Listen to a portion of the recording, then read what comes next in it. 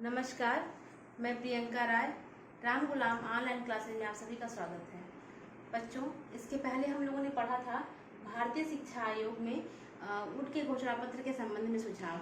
आज हम लोग पढ़ेंगे प्राथमिक शिक्षा के संबंध में सुझाव कि इस आयोग ने प्राथमिक शिक्षा, हम सभी जानते हैं कि जो प्राथमिक शिक्षा होती है वो हमारे शिक्षा की नींव होती है।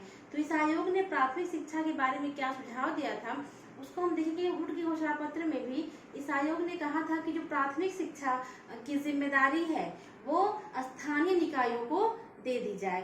तो आज हम देखेंगे कि प्राथमिक शिक्षा के संबंध में इसने क्या क्या सुझाव दिया। इसमें पहला जो बिंदु है वो है प्राथमिक शिक्षा का प्रशासन एवं वित्त।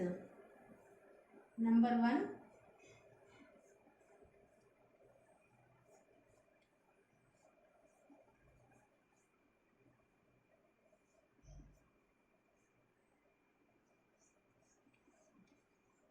प्राथमिक शिक्षा का प्रशासन एवं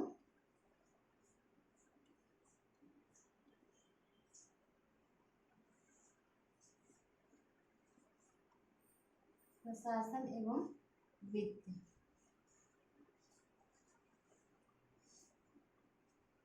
ये जो प्राथमिक शिक्षा का प्रशासन है वह कैसा होना चाहिए और किनके हाथों में होना चाहिए और वहाँ के वित्त की व्यवस्था कौन करेगा।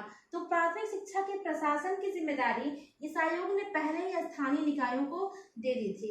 आयोग ने प्राथमिक शिक्षा के प्रशासन और वित्त का जो भार था वह स्थानीय निकायों को सौंपने का सुझाव दिया और उसमें साथ ही साथ यह भी स्पष्ट किया था कि जो यह स्थानीय निकाय हैं, जो ये संस्थाएं हैं, वो अपने अपने क्षेत्र में विद्यालयों की स्थापना करेंगी। अपने अपने क्षेत्र में अपने हिसाब से प्राथमिक विद्यालयों की स्थापना करेंगी।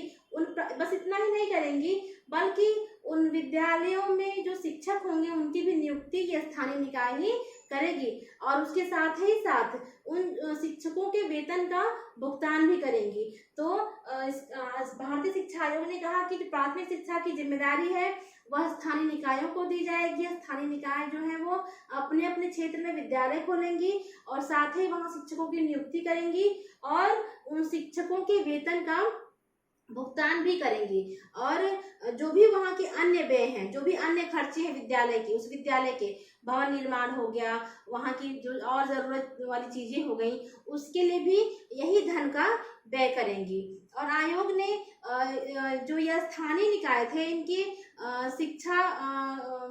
शिक्षा हेतु वित्त की व्यवस्था के लिए संबंध में यह भी सुझाव दिया था कि ये जो स्थानीय निकाय हैं ये अलग से प्राथमिक शिक्षा के लिए एक कोष का निर्माण करेंगी। प्राथमिक शिक्षा में व्यय होने वाले धन के लिए एक कोष का निर्माण करेंगी और इस जो ये धन रहेगा, जो कोष का निर्माण होगा, जो कोष बनेगा, तो वो उस कोष का जो धन होगा वो सिर्फ प्राथमिक शिक्षा पर ही स्थानीय निकाय खर्च करेंगे, कहीं और उस धन का व्यय नहीं करेंगे। और साथ ही साथ वो वहाँ की जो प्रांतीय सरकार रहेंगी, जहाँ पे इस प्राथमिक विद्यालय को बनाया जा रहा है, वहाँ की स्थानीय सरकारों को, वहाँ की प्रांतीय सरकार जो भी स्थानीय जो निकाय हैं वो जो खर्च किए रहेंगे उसके कुल व्यय का मतलब शिक्षकों की नियुक्ति या उनका वेतन या जो भी अन्य खर्चे हैं विद्यालय संबंधी,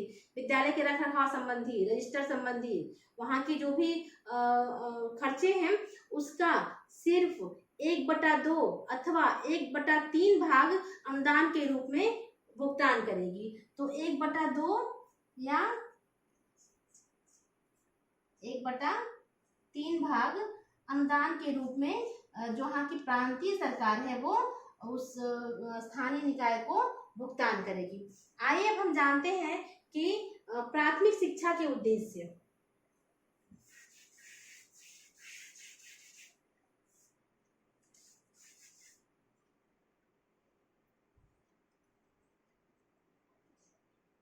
प्राथमिक शिक्षा के उद्देश्य कि प्राथमिक शिक्षा के क्या उद्देश्य होने चाहिए।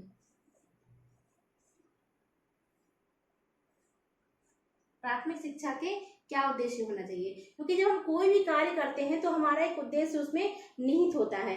तो प्राथमिक शिक्षा का जो पहला उद्देश्य था वो था कि जन शिक्षा का प्रसार, अर्थात जो इसके पहले जो भी लोग आए थे उन लोगों ने कहा था कि जो शिक्षा है वो सिर्फ उच्च, मैकाले ने कहा था कि शिक्षा उच्च वर्ग को दी जाए, बाकी किसी को शिक्षा ना दी जाए, शिक्षा जो है वो छन छन करके निम्न वर्ग के लोगों में चली जाएगी।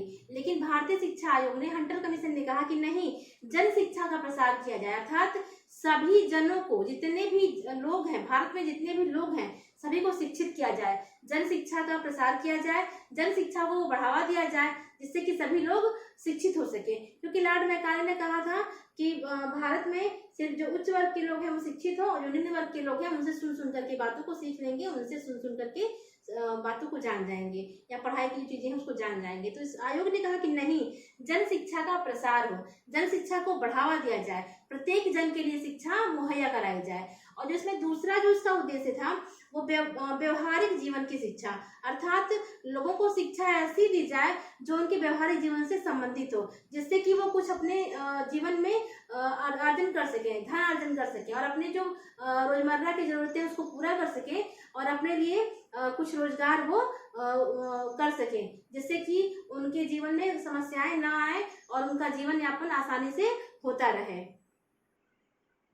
अब हम पढ़ेंगे प्राथमिक शिक्षा की पाठचर्या। नंबर 3 है इसमें प्राथमिक शिक्षा की पाठचर्या।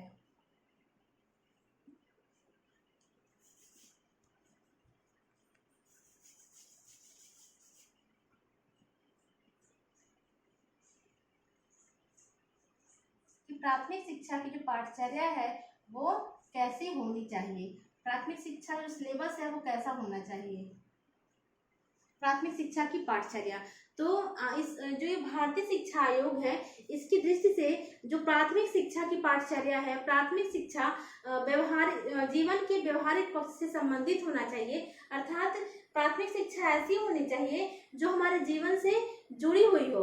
और उसके लिए भी इस आयोग ने कई बिंदुओं को बताया था, जिसमें कि जो पहला बिंदु था वो था कि प्राथमिक शिक्षा की जो पाठचर्या है वह प्रांतों की अपनी परिस्थिति के अनुकूल होनी चाहिए, अर्थात जो शिक्षा की जो पाठचर्या है वो उस प्रांत के अनुकूल होनी चाहिए, और उसमें प्रांतीय भाषा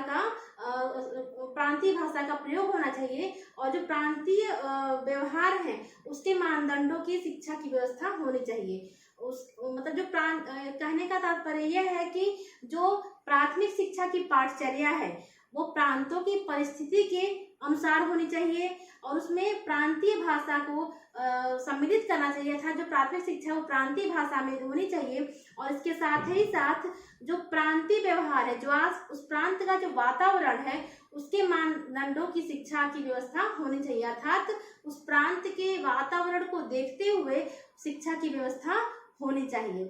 इसमें जो दूसरा बिंदु है प्राथमिक शिक्षा की पाठचर्या में वो ये है कि प्रत्येक प्रांत की जो प्राथमिक शिक्षा की पाठचर्या में जो व्यवहारिक गणित होना चाहिए, साथ ही साथ बही खाता का ज्ञान होना चाहिए, और उसमें सरल विज्ञान की शिक्षा भी दी जानी चाहिए, आरोग्य विज्ञान की शिक्षा भी होनी चाहिए, और एक सामान्य ज्ञान भी अनिवार्य रूप से होना चाहिए।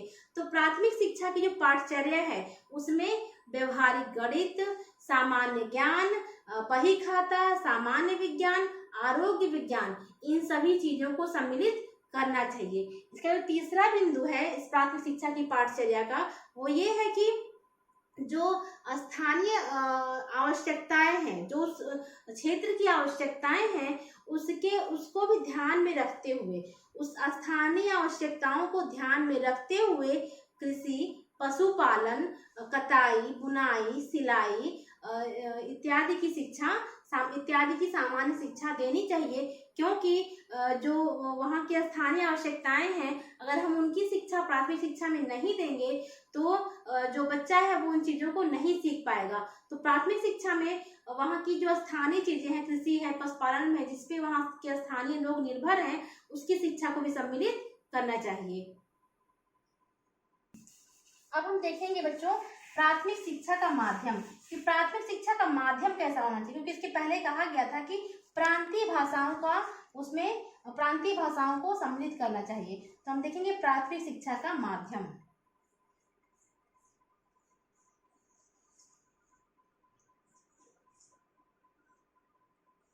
प्राथमिक शिक्षा का माध्यम, ये जो है ये चौथा पॉइंट है, ये नंबर 4 है, प्राथमिक शिक्षा का माध्यम। कि प्राथमिक शिक्षा का जो माध्यम है वो कैसा होना चाहिए।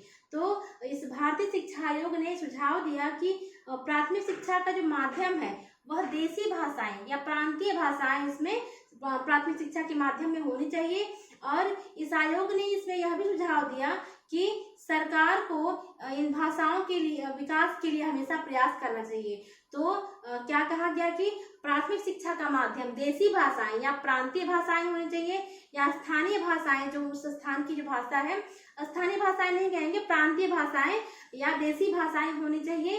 और साथ ही साथ सरकार को इन भाषाओं के विकास के लिए भी अपना सुझाव देना चाहिए, जिससे कि उस प्रांतीय भाषाओं का विकास हो सके। तो बच्चों, इस वीडियो को मैं यही समाप्त करती हूँ, फिर आगे की वीडियो में आगे की चीज़ों को देखेंगे।